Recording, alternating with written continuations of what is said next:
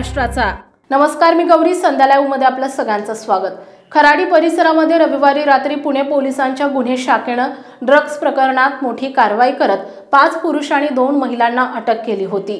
या प्रकरणी सर्व आरोपींविरोधात गुन्हा दाखल करण्यात आला असून पुणे जिल्हा सत्र न्यायालयामध्ये हजर केल्यानंतर 2 दिवसांची पोलीस कोठडी सुनावण्यात आली आहे। याच प्रकरणावर बोलताना आरोपी डॉक्टर प्रांजल खेवलकर यांचे वकील विजयसिंह ठोंबरे यांनी माध्यमांशी संवाद साधला। त्यांनी सांगितले की प्रांजल खेवलकर यांनी कोणत्याही प्रकारचे अंमली पदार्थांचे सेवन केलेले नाही। ओपन कोर्टमध्येही हे स्पष्टपणे मांडलं गेलंय। त्यांच्या रक्ताच्या नमुन्यांचा अहवाल आल्यानंतर सत्य समोर येईल। ठोंबरे पुढे म्हणाले, प्रांजल यांच्यावर यापूर्वीही 2 वेळा ट्रॅपचा प्रयत्न झालाय। ज्या हॉटेलमध्ये ते थांबले होते तिथे आधीपासून रेकी केली गेली होती। त्यांना मुद्दाम टार्गेट करून हा प्रकार घडवून आणल्याचा संशय आहे। सदर प्रकरणात अन्य आरोपींचाही बचाव करण्यात आला असून सर्वांचाच ब्लड आणि मेडिकल रिपोर्ट येणं बाकी आहे। त्यावर पुढील कारवाई अवलंबून आहे।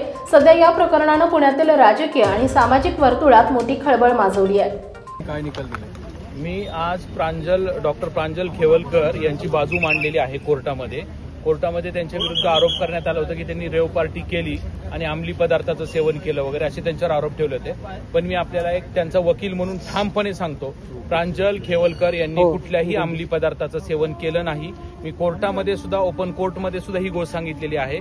माझे मेडिकल रिपोर्ट्स पेपर्स ज्यावेळेस येतील, ब्लड सॅम्पल्स येतील, त्यावेळेस लक्षात येईल प्रांजल खेवलकर यांनी कोणत्याही प्रकारचं अंमली पदार्थाचं सेवन केलेलं नव्हतं। त्याचबरोबर इतर जे आरोपी होते, माझे सहकारी होते, त्यांनी त्यांच्याही आर्ग्युमेंट वगैरे त्याच्यामध्ये युक्तिवाद केला। प्रांजल खेवलकरांच्या बाबतीत जर सांगायचं झालं तर त्यांच्या विरुद्ध यापूर्वी देखील 2 वेळा अशा प्रकारचा ट्रॅप झाला होता। डॉक्टर प्रांजल खेवलकर ज्या हॉटेलमध्ये राहिला होते त्या हॉटेलमध्ये जाऊन रेकी करण्यात आली होती। रेकी झाल्यानंतरून कालच्या ह्याच्यामध्ये त्यांना स्पॉट करण्यात आलेले। हा सगळा प्लॅन्टेड प्रकार आहे।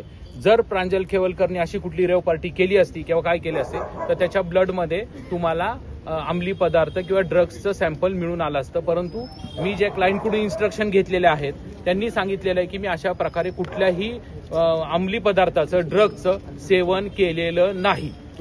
ताज्या आणि महत्त्वपूर्ण बातम्या पाहण्यासाठी आजच आमच्या संध्या लाईव्ह न्यूज चॅनलला YouTubeवर सबस्क्राईब करा आणि बेल आयकॉन प्रेस करा।